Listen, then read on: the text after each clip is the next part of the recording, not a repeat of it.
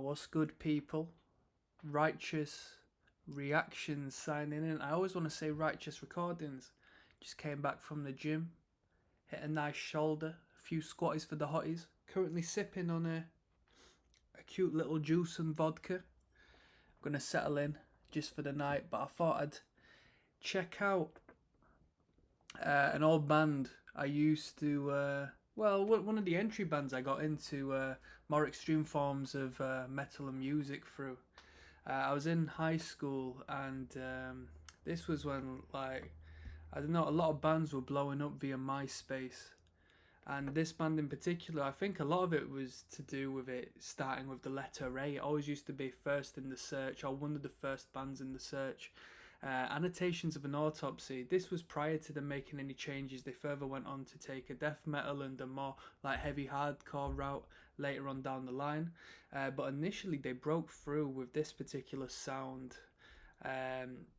They referred to it as sludge and so forth. I don't think it's your typical sort of sludge metal and whatnot, but when you listen to the sound, you can definitely hear where they're coming from. Now, I've not listened to this in so long, so I'm really looking forward to getting back into it.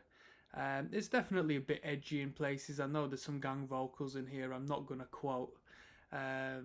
But as you know, as a young kid and all that, it's quite shocking, and it sort of draws you in. I got given direction into this sort of music by a fella who was in the year above in school, and yeah, it was what it was.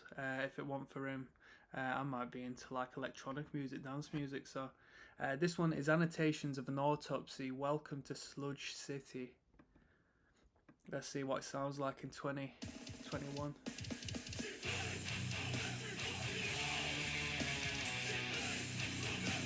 As far as gang chants go, it's pretty aggro, right? It just punches it. Them vocals just take the forefront from the get-go. The instrumental is crushing in itself. It's just, I don't know what tuning that's in. Alright, so that's like drop A. I don't think that's drop B, that must be like drop A or something.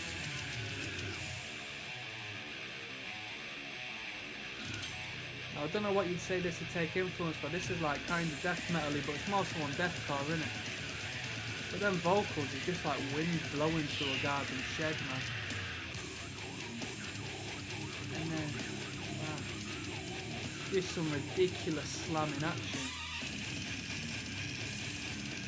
And the fella did vocals for this. Steve Regan, I think he was called. Reagan, something like that. Man, he had a pair of pipes on him, because this is crazy. Love it or hate it, because a lot of people don't like this. You can see how a lot of traditional metalheads and stuff won't be into this sort of stuff.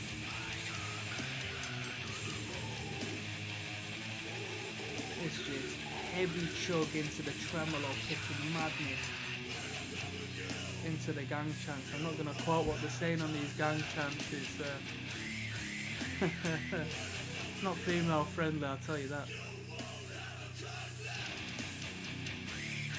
Ooh. Just an incredible guttural.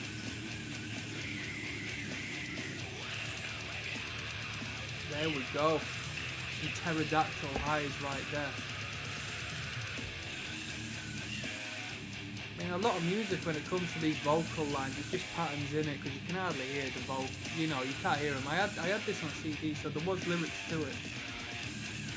But it's more so you're just following the pattern and the melody of them vocals, aren't you? Just half-timing it again.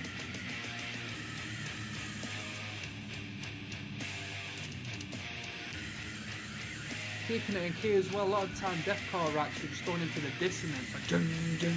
But these lot just kept it straight to the point. Breakdown.